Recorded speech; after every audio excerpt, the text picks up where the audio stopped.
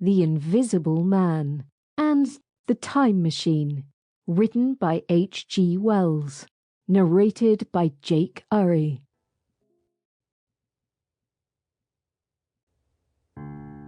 The Invisible Man, written by H.G. Wells, narrated by Jake Urry.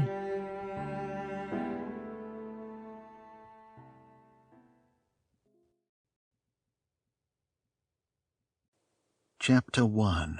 The Strange Man's Arrival. The stranger came early in February, one wintry day, through a biting wind and a driving snow, the last snowfall of the year, over the down, walking, as it seemed, from Bramblehurst railway station, and carrying a little black portmanteau in his thickly gloved hand. He was wrapped up from head to foot, and the brim of his soft felt hat hid every inch of his face but the shiny tip of his nose. The snow had piled itself against his shoulders and chest, and added a white crest to the burden he carried. He staggered into the coach and horses more dead than alive, as it seemed, and flung his portmanteau down. "A fire!" he cried. "In the name of human charity, a room and a fire!" He stamped and shook the snow from off himself in the bar, and followed Mrs. Hall into her guest parlour to strike his bargain. And with that much introduction, that and a ready acquiescence to terms and a couple of sovereigns flung upon the table, he took up his quarters in the inn.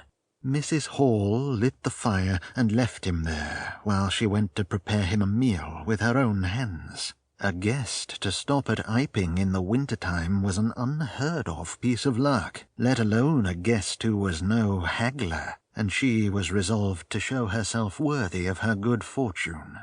As soon as the bacon was well under way, and Milly, her lymphatic aid, had been brisked up a bit by a few deftly chosen expressions of contempt, she carried the cloth, plates, and glasses into the parlour, and began to lay them with the utmost eclat.